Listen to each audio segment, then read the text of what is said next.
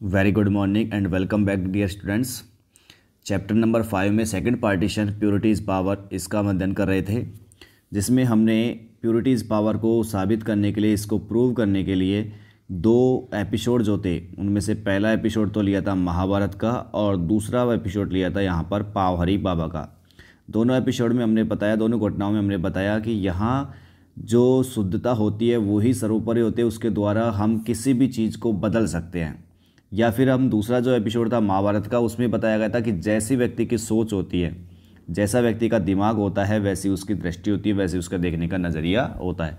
अब उसके बाद में हम एपिसोड नंबर 3 यहाँ पर ले रहे हैं, जो है एक ऋषि गौतम का। तो चलिए स्टूडेंट शुरू करते हैं हमारा एपिसोड 3 यहाँ से।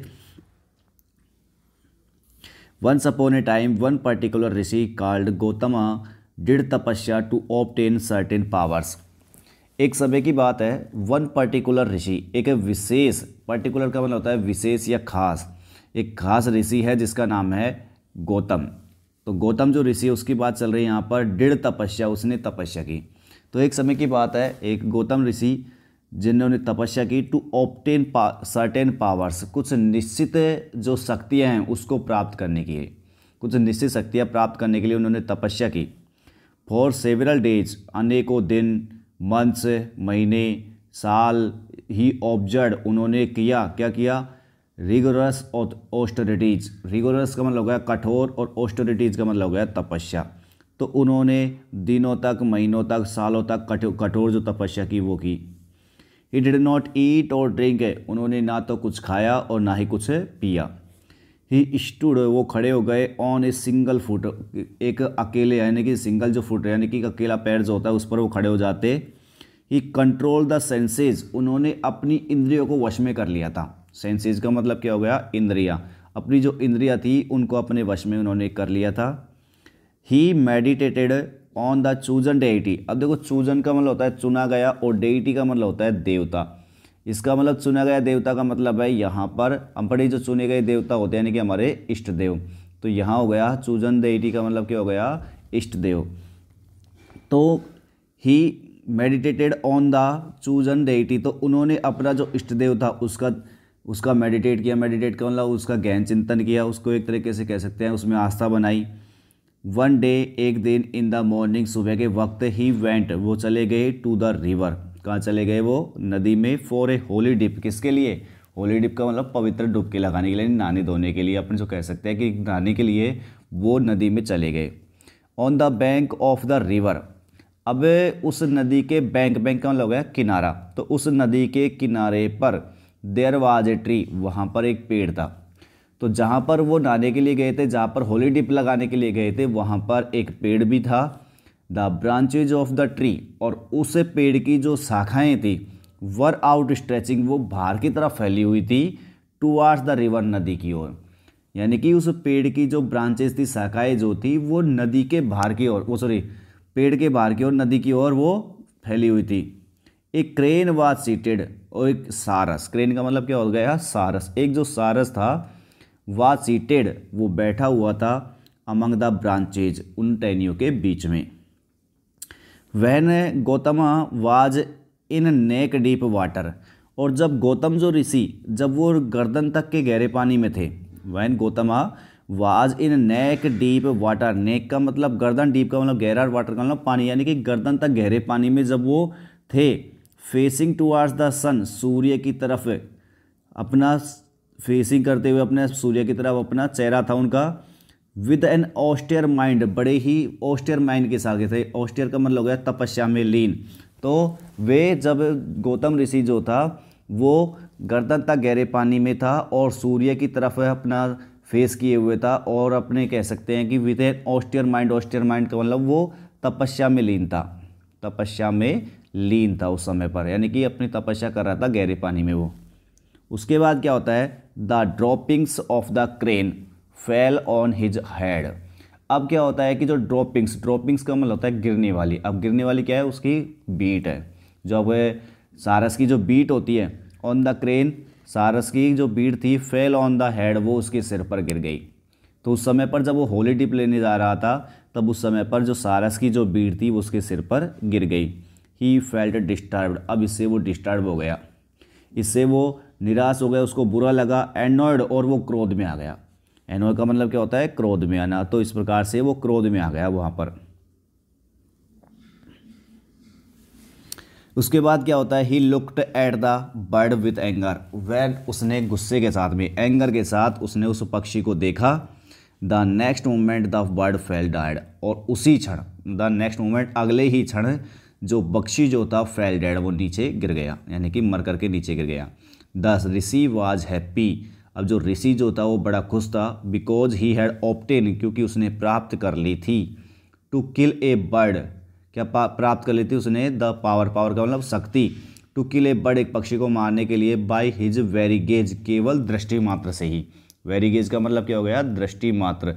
तो केवल दृष्टि मात्र से, यानी कि देखने मात्र से ही उसने एक पक्षी को मार दिया था, तो उसकी जो शक्ति थी उसको वो प्राप्त हो गई थी। इस बात से वो बड़ा खुश था। आफ्टर ए वाइल, थोड़ी देर बाद में, आफ्टर ए वाइल, थोड़ी देर बाद, he went to the nearby village for food, he went, वह गया, to the nearby village, पास के ही गांव में, नियर बाई का मतलब पड़ोस का, पड़ोस के गांव में गया, फॉर फूड, किसके लिए? भोजन के लिए। इसके थोड़ी देर बाद में ही जो गौतम ऋषि था वो पड़ोस के गांव में भोजन के लिए चला गया। ही स्टूड, वो खड़ा हो गया, बिफोर ए हाउस, एक घर के सामने, एंड शाउट, और मांगी, आर्म्स, आर्म्स का मतलब हो गया भिक्षा। एक घर के सामने वो खड़ा हो गया और उसने भिक्षा मांगी फ्रॉम द हाउस वाइफ, एक गृहिणी से, गृहिणी थी वहाँ पर, घरेलू महिला थी, उससे उसने भिक्षा मांगी। सी वाज बिजी, अब वो जो महिला थी, वाज बिजी, वो व्यस्त थी, डूइंग हर डोमेस्टिक चोर्स, अपने जो डोमेस्टिक चोर्स थे, डोमेस्टिक का मतलब घर के, और चोर्स का मतलब कामकाज, यानी घरेलू जो कामकाज थे, घरेलू जो कामकाज थे उनको करने में वो जो महिला थी बिजी थी, व्यस्त थी। Gautam waited for a few minutes, अब गौतम ऋषि जो था उन्होंने इंतज़ार किया, फॉर ए फ्यू मिनट्स, कुछ मिनट्स के लिए उसने इंतज़ार किया। ही वाज एनॉयड, अब वो क्रोधित भी था इस बात से कि क्योंकि उसको इंतज़ार करना पड़ रहा था वहाँ पर। He was annoyed with her, वह उससे क्रोधित हो गया था। फॉर द डिले, किस बात से? फॉर द डिले, डिले का मतलब देरी से, रुकावट, तो देरी की वजह से वो, in responding to his call for bhiksha, उसकी जो भिक्षा की जो कॉल थी, भिक्षा के लिए पुकार रहा था, उसको रेस्पॉन्ड करने में जो उसको देरी हो रही थी, उस बात से वो क्रोधित हो गया था। द लेडी केम, अब वो महिला आई। लुक्ड एट हिम जेंटली, उसने बड़े धीरे धीरे से उसको देखा, मधुरता से उसको देखा। एंड सैड, और कहा, sir I am not a crane to be killed by your stair, उसने, महिला ने कहा कि श्रीमान, I am not a crane, मैं एक सारस नहीं हूँ, टू बी किल्ड, मारे जाने के लिए, बाय योर स्टेयर, आपकी दृष्टि मात्र से, कि आपकी दृष्टि मात्र से मरने वाले मैं सारस नहीं हूँ। सॉरी फॉर द डिले, देरी के लिए आप मुझे माफ़ करें। I am serving my husband and feeding my children, मैं मेरे जो पति हैं उनको और मेरे बच्चों को खाना खिला रही थी, मैं मेरे पति को सर्विंग कर रही, सर्विंग का मतलब परोस रही थी, और अपने बच्चों को खाना खिला रही थी। फीड का मतलब क्या होता है? भोजन खिलाना। प्लीज़ एक्सेप्ट द फूड, कृपया इस भोजन को एक्सेप्ट करो। अब उसको जो भिक्षा देनी थी वो भिक्षा भी लेकर के आई थी। द ऋषि वाज सॉक्ड, अब जो ऋषि जो था वाज सॉक्ड, वो बिल्कुल शौक में रह गया, शौक में मतलब स्तब्ध रह गया, एक तरीके से आघात सा लगा उसको। किस बात को सुनकर के? जब उसने बोला कि मैं वो सारस नहीं हूँ जो आपके दृष्टि मात्र से ही मर जाऊंगी। ही कुड नॉट नो, वह नहीं जान सका, how she was able to learn about the crane, की वो जो महिला थी उसने सारस के बारे में कैसे सीखने में सक्षम हो गई थी। विच डाइड, जो मर गया था, ओनली ए शॉर्ट वाइल अगो, कुछ ही समय पहले, कि वो जो सारस जो कुछ ही समय पहले मरा था, उस सारस के बारे में उस महिला का पता कैसे चल गया था, इस बात को वो नहीं जान सका। द लेडी फर्दर सैड, अब लेडी जो थी, महिला जो थी, उसने आगे उससे कहा, सर डोंट बी सरप्राइज्ड, कि श्रीमान डोंट बी सरप्राइज्ड, आश्चर्यचकित मत हो। I am a humble housewife, मैं तो केवल एक मामूली सी हाउस वाइफ हूँ, मैं तो एक मामूली सी गृहिणी हूँ। हम्बल का मतलब क्या है यहाँ पर? एक मामूली सा कह सकते हैं, मामूली, तो मैं तो एक केवल मामूली हाउस वाइफ हूँ। If you want to know more, अगर आप और ज़्यादा सीखना चाहते हैं, अगर आप और ज़्यादा जानना चाहते हैं, अबाउट तपस्या, किसके बारे में? तपस्या के बारे में। And the attainment of powers, और शक्तियों की उपलब्धि के बारे में। यदि आप तपस्या के बारे में और शक्तियों की उपलब्धता के बारे में और अधिक जानना चाहते हैं तो please go to a certain particular person, तो आप कृपया करके एक निश्चित व्यक्ति है उसके पास में जाएं। पर्टिकुलर पर्सन है यानी कि एक निश्चित व्यक्ति है, एक खास व्यक्ति है, उसके पास में जाए अगर आप और कुछ जानना चाहते हैं तपस्या और पावर की अटेनमेंट के बारे में। हुज एड्रेस, उनका जो एड्रेस है, आई शैल गिव, मैं आपको दूंगी, यानी कि उनका जो ठोर ठिकाना है वो आपको मैं बता दूंगी। सेइंग सो, ऐसा कहते हुए, सी गेव हिम द एड्रेस, उस महिला ने गौतम ऋषि को एड्रेस दे दिया। हम्बल्ड एंड क्रेस्ट फॉलन, अब यहाँ पर जो दो वर्ड आए हैं हम्बल्ड, हम्बल वैसे मतलब तो इसका मतलब विनम्र होता है, लेकिन अब विनम्रता से भी वो कैसा हो चुका है, अपमानित। कैसा हो चुका था, अपमानित। तो यहाँ हम्बल्ड का मतलब क्या लगाएंगे अपन, अपमानित से। तो अपमानित और क्रेस्ट फॉलन का मतलब होता है तिरस्कार होकर के, तिरस्कृत होकर के। अब यहाँ पर जो गौतम ऋषि को अपमानित हुआ वो और इसके अलावा तिरस्कृत हुआ, तो उस वो दोनों वर्डों को यहाँ पर लिया है। तो हम्बल्ड एंड क्रेस्ट फॉलन यानी कि अपमानित होकर और तिरस्कृत होकर के, द ऋषि वेंट, ऋषि जो था वो चला गया, एज डायरेक्टेड, जैसा कि उसे डायरेक्ट किया गया था, जैसे उसे बताया गया था वहीं पर वो चला गया।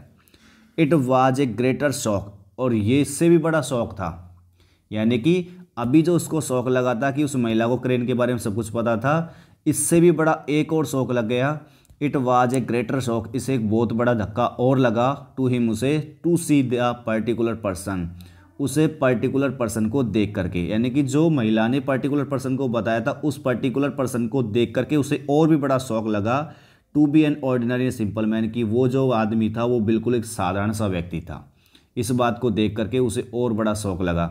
The moment Rishi was scene, उस क्षण, जिस क्षण पर ऋषि को देखा गया था, उस क्षण, द मोमेंट, उस क्षण, द ऋषि वाज सीन, जब ऋषि को देखा गया, द मैन सैड, तो उस आदमी ने कहा, होली सर वेलकम, कि पवित्र आत्मा आपका स्वागत है। यानी कि जिस क्षण वहाँ पर गौतम ऋषि को देखा उस आदमी ने कहा उससे कि होली सर वेलकम, पवित्र आत्मा आपका स्वागत है। I know about the cranes death, मैं उस क्रेन की मृत्यु के बारे में जानता हूँ। उससे कह रहा है I know about the cranes death, कि मैं उस क्रेन की मृत्यु के बारे में जानता हूँ। एंड दैट हाउसवाइफ एडवाइज, और उस घरेलू जो महिला थी उसकी सलाह के बारे में भी जानता हूँ। प्लीज़ वेट ए लिटिल, थोड़ा सा इंतज़ार करो। And I shall soon take you'll home, और मैं शीघ्र ही आपको घर में लूँगा। आप थोड़ी देर इंतज़ार करो, मैं शीघ्र ही आपको घर में लूँगा। लेटर, बाद में, एट होम, घर पर, द ऋषि वाज सरप्राइज्ड, अब जो ऋषि जो था वो और भी ज़्यादा कैसा था, सरप्राइज का मतलब आश्चर्य था। टू सी द मैन, उस आदमी को देख करके, डिलेइंग हिम, जो देरी कर रहा था, फर्दर का मतलब आगे, यानी कि उस आदमी को देख करके वो सरप्राइज था क्योंकि वो आदमी और भी ज़्यादा उसको देरी करता जा रहा था। ही वॉज बिजीली एंगेज्ड, वो बहुत ही ज़्यादा क्या था, एंगेज्ड था। एंगेज्ड का मतलब व्यस्त था, किस काम में, इन सर्विंग हिज पेरेंट्स, अपने माता पिता की सेवा करने में, अपनी माता पिता की सेवा करने में वो आदमी और भी ज़्यादा बिजी था। He did not seem to have read any scriptures, not did he observe any austerities. अब ऐसा लगता था, he did not seem, ऐसा बिल्कुल भी नहीं लग रहा था, to have read any scriptures, कि उस आदमी ने किसी भी स्क्रिप्चर्स को पढ़ा हो। स्क्रिप्चर का मतलब हो गया धर्मशास्त्र। ऐसा बिल्कुल नहीं लग रहा था कि वो जो साधारण सा व्यक्ति था उसने किसी भी धर्म ग्रंथों को पढ़ा भी हो। No did he observe any austerities, और ना ही उसने कभी कोई तपस्या की हो। ऑस्टेरिटीज़ का मतलब क्या हो गया, तपस्या। तो ऐसा बिल्कुल भी नहीं लगा था कि उसने किसी धर्मशास्त्र को पढ़ा हो या किसी तपस्या को किया हो। बट ही वाज ब्राइट, लेकिन वो जो व्यक्ति था वो ब्राइट था। ब्राइट का मतलब एक तरीके से चमक रहा था। विद प्योरिटी, किससे, शुद्धता से। प्योरिटी ऑफ माइंड, दिमाग की शुद्धता से, मन की शुद्धता से वो व्यक्ति चमक रहा था। इन हिज प्रेजेंस, उसकी उपस्थिति में, the Rishi was completely transferred, अब जो ऋषि जो था वो पूर्ण रूप से ट्रांसफर्ड हो गया। ट्रांसफर का मतलब पूर्ण रूप से, वो जो ऋषि था वो बदल गया था। हिज प्राइड ऑफ तपस्या डिसअपेयर्ड, उसके जो तपस्या का जो प्राइड था, प्राइड का मतलब उसका जो घमंड जो था, डिसअपेयर्ड, वो गायब हो गया। अब गौतम ऋषि जो तपस्या का जो घमंड कर रहे थे वो उसका गायब हो गया। ही टर्नड मोडेस्ट, अब वो विनम्रता में टर्न हो गए, बदल गए, यानी कि बिल्कुल विनम्र बन गए। टर्न मॉडेस्ट का मतलब क्या हो गया, विनम्र, तो वो विनम्र बन गए। ही बिकेम प्योर, वो बिल्कुल कैसे बन गए, प्योर, प्योर का मतलब शुद्ध बन गए, पवित्र बन गए। विदाउट एंगर, गुस्से के बिना। इल विल यानी कि बुरी भावना, दुर्भावना के बिना। एंड होटीनेस, होट का मतलब होता है घमंड, और घमंड जो वो कर रहे थे तो घमंड से भी वो मुक्त हो गए।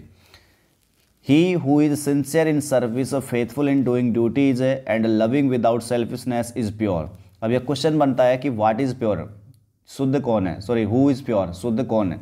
तो इसका एक क्वेश्चन बनता है, तो क्वेश्चन का आंसर ये बन के आएगा, ही, वो व्यक्ति, who is sincere in service, जो अपने काम में, अपनी सेवा में कैसा होता है, सिंसियर, सिंसियर का मतलब सच्चा, वो व्यक्ति जो काम में सच्चा होता है। फेथफुल इन डूइंग ड्यूटीज, कर्तव्यों को करने में वफादार होता है। कैसा होता है, फेथफुल, फेथफुल का मतलब वफादार होता है। इन डूइंग ड्यूटीज, काम को करने में, कर्तव्यों करने में। एंड लविंग, और प्रेम करने वाला होता है। विदाउट सेल्फिशनेस, किसके बिना, सेल्फिशनेस यानी कि निस्वार्थता, स्वार्थ के बिना ही जो प्रेम करने वाला होता है वो ही कैसा होता है, इज प्योर, वो ही पवित्र होता है।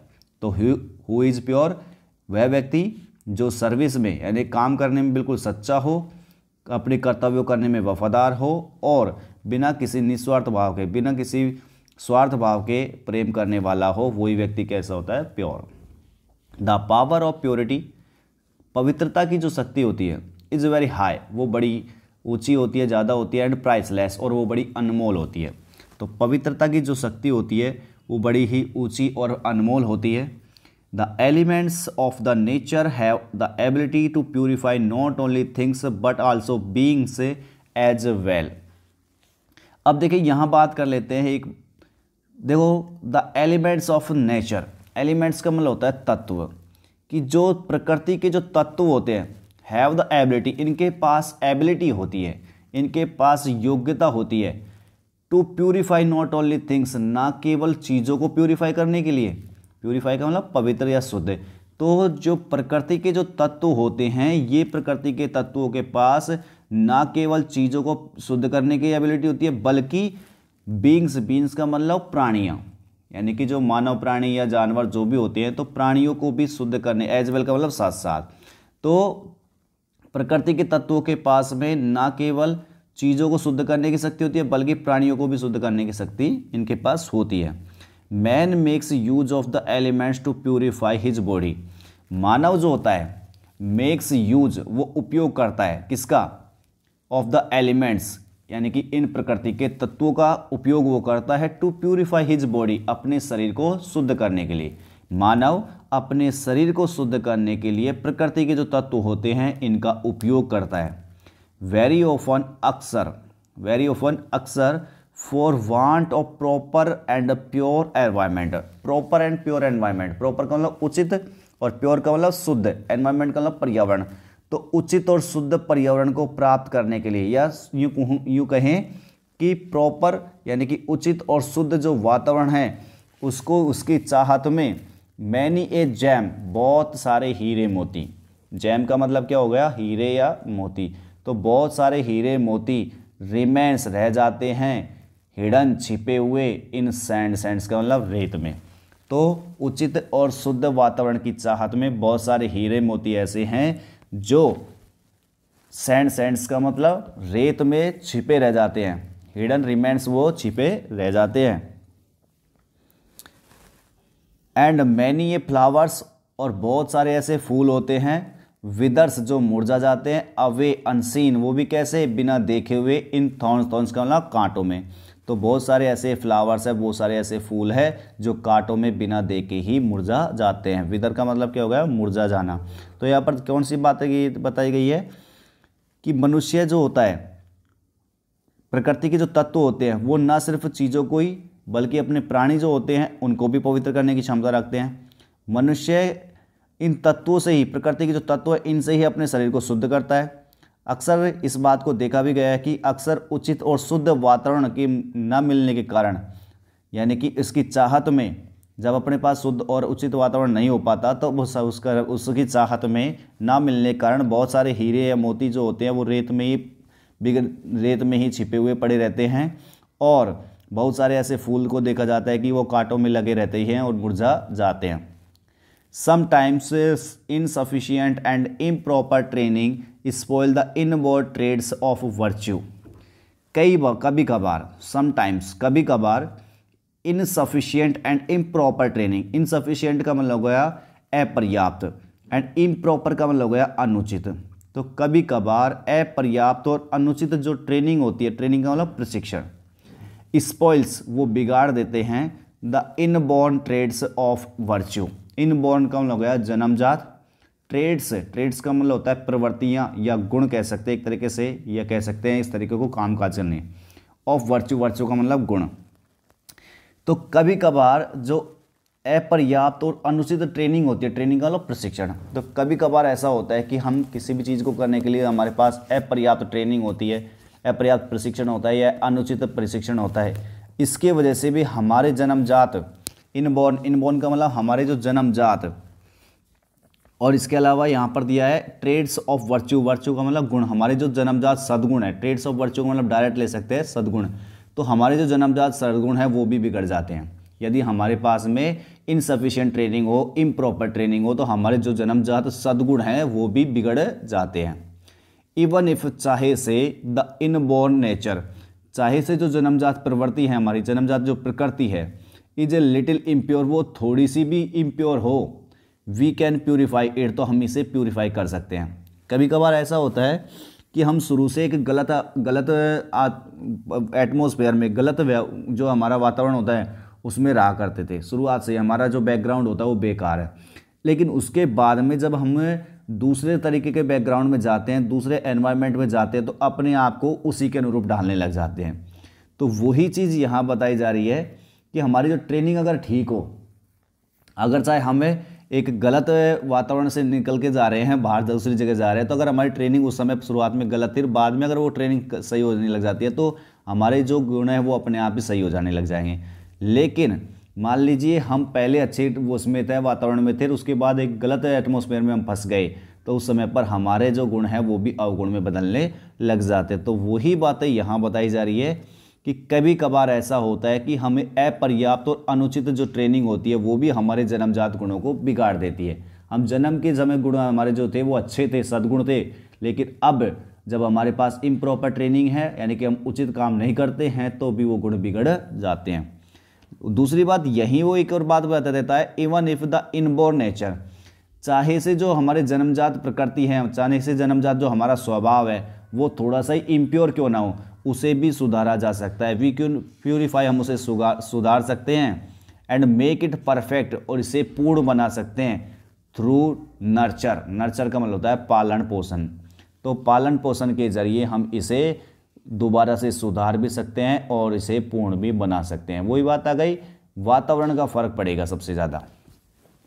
Dogs in the street and dirty with dirty. Dogs का मतलब कुत्ते, कौन से कुत्ते की बात हो रही है? इन द स्ट्रीट, जो गली में जो कुत्ते होते हैं, आर डर्टी, वो डर्टी होते हैं, गंदे होते हैं, एंड डर्टी हैबिट्स, और कैसे होते हैं? गंदी आदतों वाले होते हैं। गली के जो कुत्ते होते हैं वो गंदे होते हैं, गंदी आदतों वाले होते हैं। But a well brought up dog is not only clean but behaves very methodically and decently.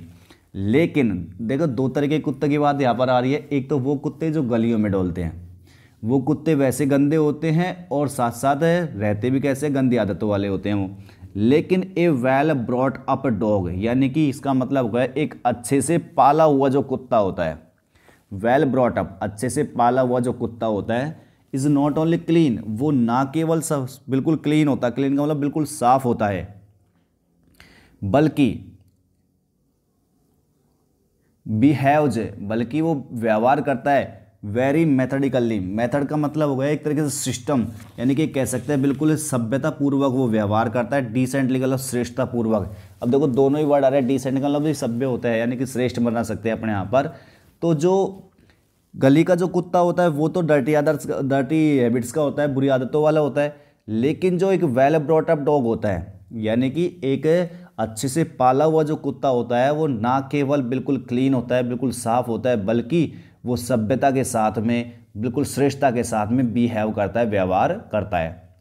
Man does inherit the traits of animal. अब देखो मानव जो होते हैं उनके अंदर जो जन्मजात इनहेरेंट का मतलब होता है इनहेरिट का मतलब होता है जन्मजात मिलना, यानी कि एक तरीके से कहते हैं कि हमको अपने आप जो जन्म से समय से ही मिलता आ रहा हो, तो जन्मजात मिल जाते हैं क्या, द ट्रेड्स ऑफ एनिमल्स, यानी कि जो जानवरों के जो गुण होते हैं मानव के अंदर जन्मजात होते हैं वो होते हैं, यानी कि वो जैसे ही आप देखोगे हमने पढ़ा भी होगा लेसनों में कि मानव जो जानवरों के जो चीज़ें होती है वो मानव के अंदर होती है, लेकिन समय के अनुसार वो अपने आप पर रंग दिखाती हैं।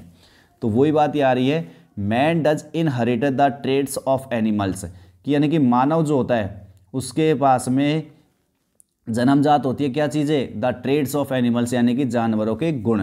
तो जानवरों के जो गुण होते हैं मानव के अंदर जन्मजात होते हैं, बट लेकिन थ्रू ट्रेनिंग, लेकिन प्रशिक्षण के जरिए जो वो जन्मजात गुण है ही बिकम्स, वो बन जाता है मैन। कैसा बन जाता है, मैन का मतलब आदमी, यानी कि जो जानवर वाले जो गुण है वो प्रशिक्षण अगर देता रहेंगे तो वो जानवर वाले जो गुण है वो वहाँ से चले जाते हैं। थ्रू संस्कार and nature the impure legacy from the animals is washed off and the latent purity in man is made to shine.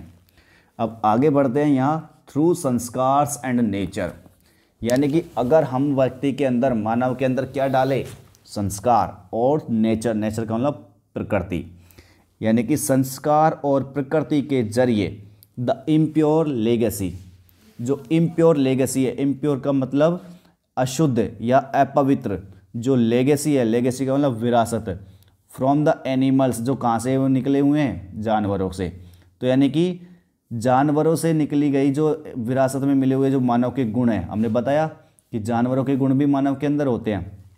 तो जानवरों के जो गुण हैं, या यूँ कहूँ कि जानवरों के जो निकले गए विरासत हैं, उसको भी इज वास्ट ऑफ धोया जा सकता है, किसके जरिए, संस्कार और नेचर के जरिए, यानी कि अच्छे संस्कारों से और अच्छे प्रशिक्षण से हम पशुओं के मिले हुए जो विरासत के गुण हैं, यानी कि पशुओं के द्वारा जो मिले गए जो गुण हैं उनको भी धुलकर साफ किया जा सकता है।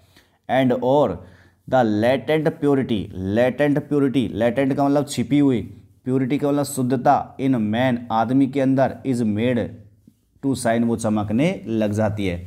तो मानव के अंदर जो अंदर छिपी हुई जो शुद्धता है वो चमकने लग जाती है। तो दो बातें हो गई यहाँ पर, मानव के अंदर जानवरों वाले जो गुण हैं वो पहले से जन्मजात होते हैं, लेकिन उन गुणों के द्वारा भी उनको भी हटा करके कहा व्यक्ति को मानव बनाया जाता है। और ये सब किसके जरिए होता है, संस्कार एंड नेचर, इसके जरिए हमें जानवरों के जो इम्प्योर लेगेसी है, जानवरों की जो अशुद्ध जो विरासत है उसको वॉश ऑफ किया जा सकता है, वॉश ऑफ का मतलब उसको धोया जा सकता है, और मानव के अंदर जो अंदर छिपी हुई जो शुद्धता है उसको शाइन किया जा सकता है, शाइन का मतलब चमकने लग जाती है। आगे बढ़ते हैं, parrots speak if trained they can imitate human speech. Two parrots were brought up by the two people, one was a hunter and the other a scholar। अब देखो पैरट्स स्पीक यानी कि तोते भी बोलते हैं, इफ़ ट्रेनड अगर उनको प्रशिक्षण दिया जाए तो, अगर तोतों को प्रशिक्षण दिया जाए तो तोते भी बोलते हैं। They can imitate human speech, वो मानव की जो बोली होती है, मानव की जो स्पीच होती है उसकी वो नकल करते हैं, मानव जैसे बोलता है उनकी वो नकल कर सकते हैं, इमिटेट कर सकते हैं। इमिटेट का मतलब क्या होता है, नकल करना। Two parrots were brought up, दो तोते, वर ब्रॉट अप उनका पालन पोषण किया गया, बाय टू पीपल, दो लोगों के द्वारा। वन वाज हंटर, एक तो शिकारी था, द अदर ए स्कॉलर, जबकि दूसरा एक विद्वान था। अब दो लोगों के द्वारा दो तोतों का ब्रॉटअप किया गया, उनका पालन पोषण किया गया, एक तो हंटर था, शिकारी था, दूसरा एक विद्वान था। They both trained their pets in speech, अब वो जो दोनों के दोनों थे, हंटर और जो स्कॉलर, दोनों जो थे उन्होंने दोनों ने ट्रेन किया, ट्रेन का उन दोनों लोगों ने ही प्रशिक्षण दिया अपने पालतू तोतों को इन स्पीच का बोली का। तो दोनों ही अपने पालतू जो तोते थे उनको बोली का प्रशिक्षण देते रहे, बोलने का जो प्रशिक्षण है वो देते रहे। The first parrot brought up by the Hunter, अब जो पहला जो तोता था brought up by the Hunter, जो शिकारी के द्वारा जिसका लालन पालन किया गया था, स्पोक वो बोला, वर्ड्स ऑफ हार्शनेस, यानी कि वो ऐसे शब्द बोला जो कैसे थे, हार्शनेस का मतलब कठोरता के, तो कठोरता वाले जो शब्द थे वो बोला। Its expression was crude rude and uncivilised. अब जो वो तोता जो शिकारी के द्वारा जिसका लालन पालन किया गया था वो तो कठोरता वाले शब्द बोलने लग गया, और उसके जो एक्सप्रेशंस थे, उसकी जो अभिव्यक्तियाँ थी वो बड़ी ही क्रूड का मतलब देखो तीनों ही वर्ड जो है सिमिलर है, क्रूड रड एंड अनसिविलाइज्ड, तीनों को हम कह सकते हैं असभ्य वाले। क्रूड का मतलब भी असभ्य होता है, रड का मतलब भी कठोर हो गए, तो एक तरीके से गंवार टाइप के या कहें कि जंगली टाइप के जो वर्ड हैं वो तीनों आए हैं यहाँ पर, है ना। तो इसके जो एक्सप्रेशंस थे वो बड़े असभ्य, गंवार, जंगली जो सब असभ्य ऐसे जो इसके एक्सप्रेशन थे वो दिखाई दिए। तीनों वर्ड जो है क्रूड, रड और अनसिविलाइज्ड तीनों ही सिमिलर अर्थ को है। द सेकंड वर्ड, जबकि जो दूसरा जो पक्षी जो था हैड एक्वायर्ड, उसने प्राप्त कर लिया था सॉफ्टनेस, क्या मधुरता प्राप्त कर ली थी इन स्पीच, उसकी बोली में। जबकि दूसरा जो पक्षी था, दूसरा जो तोता था brought up by the scholar, उसने प्राप्त कर ली क्या बोली में मधुरता। It spoke with refinement and culture, अब ये बोलता था कैसे, विद रिफाइनमेंट, रिफाइनमेंट का मतलब हो गया बिल्कुल श्रेष्ठ तरीके से, और कल्चर तरीके से, कल्चर का मतलब सुसंस्कृत तरीके से वो बोला करता था। द फर्स्ट वन, पहला जो तोता था लर्नट, उसने सीखा, क्या सीखा था, द वल्गर स्लैंग, वल्गर का मतलब हो गया असभ्य, अभद्र, और स्लैंग का मतलब बोली, of the cruel Hunter and is customer, जो क्रूल हंटर था, क्रूल का मतलब निर्दयी जो शिकारी था, और उसके जो ग्राहक थे उनकी जैसी उसने वल्गर स्लैंग सीख लिया था। वल्गर स्लैंग का मतलब हो गया अभद्र बोली, यानी कि जो जैसे ही तोता, जैसे ही जो शिकारी जिस प्रकार की बोली बोला करता था अभद्र तरीके से, जैसे वहाँ के आसपास के लोग उसके कस्टमर्स आया करते थे, ठीक उसी प्रकार से जो तोता था उसने वल्गर स्लैंग का मतलब हो गया अभद्र बोली जो थी, वल्गर स्लैंग का मतलब क्या हो गया, अभद्र बोली जो थी वो सीख ली थी, यानी कि तोता भी किस प्रकार की बोली बोलने लगा, अभद्र। द लेटर, जबकि जो बाद वाला था, लेटर का मतलब बाद वाला, जबकि जो बाद वाला तोता जो था सेकंड वाला, वाज क्विक, वो तेज था, इन रिपीटिंग, दोहरान करने में, किन चीज़ों का, द काइंड वर्ड्स, दयालुता के शब्द, of affectionate welcome and farewell, affectionate यानी कि स्नेह से युक्त किसी का स्वागत करना, आवभगत करना उसकी, एंड फेयरवेल और विदाई करना, इन द स्कॉलर्स हाउस, उस विद्वान के घर में। जबकि जो दूसरा वाला जो तोता था उसने उस विद्वान के घर में किसी भी व्यक्ति का अच्छे से वेलकम करना और अच्छे से उसकी विदाई करने वाले जो शब्द थे उनका दोहरान करना सीख लिया था। Both the parrots were brothers, दोनों के दोनों जो पैरट्स थे, जो तोते जो थे, वर ब्रदर्स, वो भाई थे, born to the same mother's world, और दोनों के दोनों सेम यानी कि उसी माँ के बच्चे थे। But on account of the bringing up, लेकिन लालन पालन के अकाउंट में, लालन पालन के मद्देनज़र, एंड द एटमॉस्फेयर, एटमॉस्फेयर का मतलब वातावरण, यानी कि उन दोनों के लालन पालन और वातावरण अवेलेबल अराउंड, जो आसपास का जो वातावरण था, जो उपलब्ध था, उस वातावरण के मद्देनज़र, देयर एक्सप्रेशंस, उनकी जो एक्सप्रेशन थी, उनका जो बिहेवियर था, डिफर्ड वेरी ग्रेटली, उनमें बहुत ही ज़्यादा अंतर आ गया था। यानी कि एक तो उनके लालन पालन और दूसरा आसपास का जो वातावरण था उसके अकाउंट, उसका उस बात को मद्देनज़र रखते हुए उन दोनों के बीच का जो एक्सप्रेशंस थे, उन दोनों के बीच की जो अभिव्यक्ति थी, उनका जो बिहेवियर, व्यवहार जो था, उनके बीच में बहुत ही ज़्यादा ग्रेटली मतलब बहुत ही बड़ा अंतर जो था वो आ चुका था। It is not only enough if we are born pure, ध्यान रखिए, इट इज़ नॉट इनफ, ये पर्याप्त नहीं है, if we are born pure, अगर हम शुद्ध जन्मे हैं, तो भी ये ज़रूरी नहीं है कि हम शुद्ध जन्मे हैं, यही पर्याप्त नहीं है। हम हो सकता है कि एक शुद्ध वातावरण में जन्मे थे, लेकिन उसके बाद यदि हम दूसरे वातावरण में चले जाते हैं जो वातावरण शुद्ध नहीं होता, तो ये ज़रूरी नहीं है कि हम शुद्ध रहेंगे। We should also be brought up, हमें ब्रॉट अप किया जाना चाहिए, ब्रॉट अप का मतलब हमारा लालन पालन किया जाना चाहिए, इन ए प्योर एटमॉस्फेयर, एक शुद्ध वातावरण में, अमंग द कल्चर्ड पीपल, वो भी सुसंस्कृत लोगों के बीच में, जैसा उस तोते के साथ हुआ।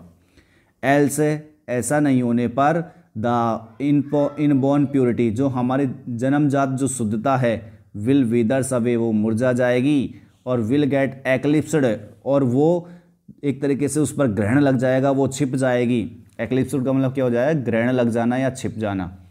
तो अगर ऐसा नहीं होता, यानी कि हमें एक प्योर वातावरण में जन्म तो लेते हैं, लेकिन उसके बाद में यदि हम दूसरी जगह पर चले जाते हैं तो हमारी जो जन्मजात जो शुद्धता है विल विदर्ड अवे, वो या तो बुझा जाएगी या फिर गेट एक्लिप्स्ड, या फिर वो उस पर ग्रहण लग जाएगा by the contaminating time and place of impure environment. किसके द्वारा ग्रहण लग जाएगा कि जो इम्प्योर वातावरण है, इम्प्योर जो पर्यावरण है, अपना अशुद्ध जो पर्यावरण है, उसकी समय और स्थान की उसकी कंटेमिनेटिंग का मतलब होता है अशुद्ध करने वाली, यानी कि इम्प्योर जो वातावरण जो होता उसका अशुद्ध करने वाला जो समय और जो स्थान था उसके द्वारा हमारी जो शुद्धता है वो उस पर ग्रहण लग जाएगा और वो मुरझा जाएगी। तो यहाँ पर दो बातें आ रही है कि ज़रूरी नहीं है कि हम जहाँ पर जन्म लेते हैं वहाँ हमने शुद्धता ली है तो इसका मतलब हम हमेशा ही प्योर रहेंगे, नहीं। हमारे ऊपर फ़र्क पड़ेगा किस चीज़ का, कि हम किस एटमॉस्फेयर में रहते हैं, किस वातावरण में रहते हैं, किन लोगों के बीच में रहते हैं। तो इसीलिए अपने जो भी फ्रेंड्स बनाएं हम अपने हिसाब से बनाएं, अच्छे लोगों को बनाएं। गलत वातावरण में रहोगे, गलत लोगों के बीच में रहोगे तो हमेशा इम्प्योरिटी ही मिलेगी। ये जो कहानी है वो हमें यही सिखाती है कि हमें अपने जो फ्रेंड्स है, अपने जो दोस्त है, उनको इस प्रकार से बनाएं कि हम एक अच्छे आचरण वाले व्यक्ति बन पाएँ। ठीक है स्टूडेंट्स, बाकी मिलते हैं अपन से कल क्लास में।